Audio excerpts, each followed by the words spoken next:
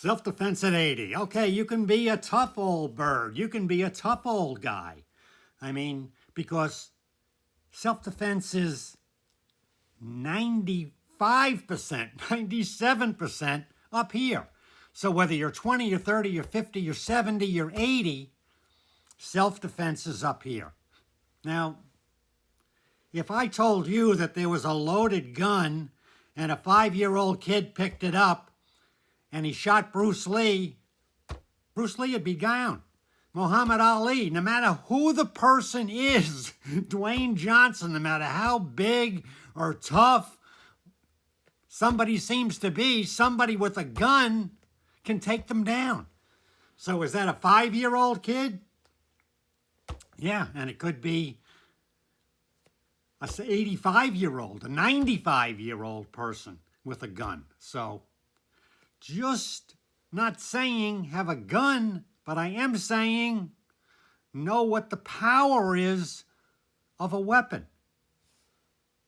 It's something to think about, to put in the back of your head, because the most important thing in self-defense is to be alert and aware. In other words, when you're in a situation, I'm not saying it's easy.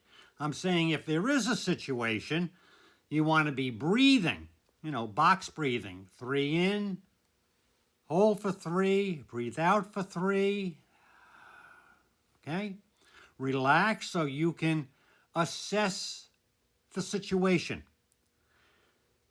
Is this someone really just a blowhard or an idiot spouting something? Or is this more than that?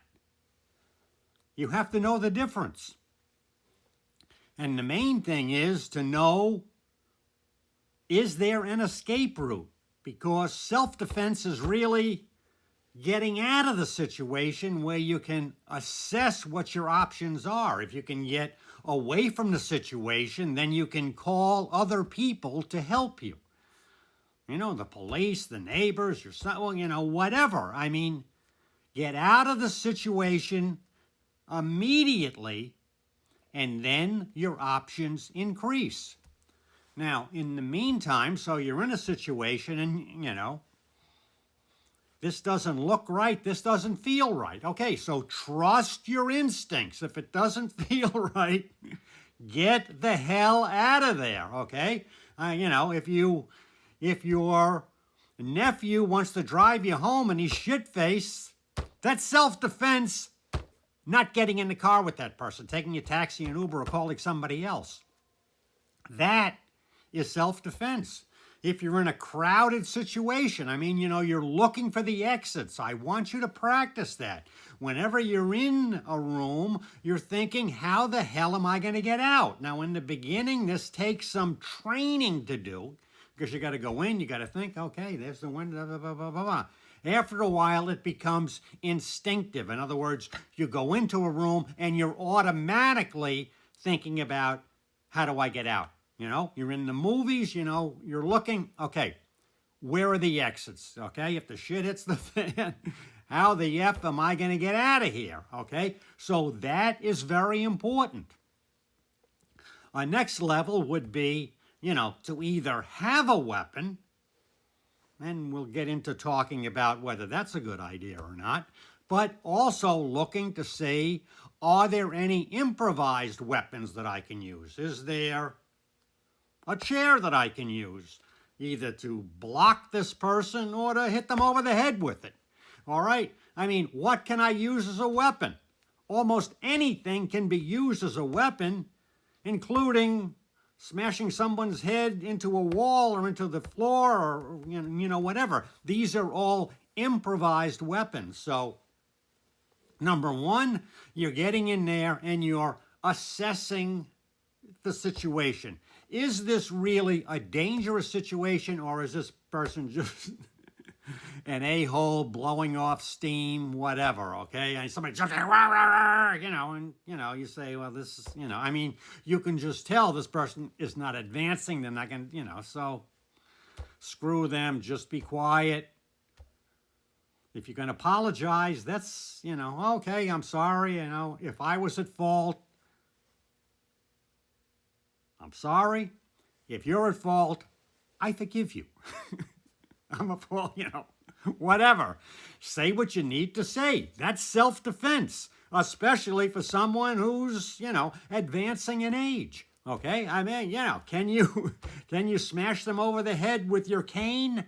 Yeah, you can do that, and a cane is a good weapon, and there's a lot of cane techniques you can learn, But, I mean, realistically, okay, it's much better off talk your way out of the situation, act demented, or, whatever you have to do in order to create an opportunity to get out of the situation where, again, your options increase because you can call for backup. So we're going to be talking a lot about self-defense. This is just, kind of throwing out some seeds there to get the idea of what you should be doing. And, you don't want to be panicked. You want to be able to breathe. You want to be able to assess the situation to the best of your ability, look for exits, ways to get out of there, and believe me, okay, if you're in Delta Force, this is what they're doing, okay? They get in, they want to get the F out as soon as possible. So, don't think this is, why am I looking, blah, blah, blah, okay, I'm not going to take any shit from anybody, okay? Well, you're not going to take any shit from anybody. You're in for a rude awakening. So, you don't want a rude awakening. You want to wake up and have a nice life. And, this is, you want to be smiling and happy and watch your shows and travel and be with your grandchildren and, do all kinds of nice things with your life. So, alert, aware, exits, weapons. What can I do? Is this person really a threat, or are they just a blowhard? So, we're going to continue with this. For now, I'm Bill Fitzpatrick. This is the Bill Fitzpatrick Network. We're going to talk about how to get ready for 80. If you're 20, if you're 40, or you're 60, you want to be 80 and you want to be healthy, the best of your ability. You want to be wealthy, which is on you, because we talk a lot about what you should have done in the past, and now we'll say, well, how can we maintain your assets as we move forward? And then how to be safe, how to be comfortable, okay? Always to the best of your ability. So that's what we're doing. Subscribe, give me your comments, tell me what you'd like to learn about, and we'll get to it. We'll talk about it.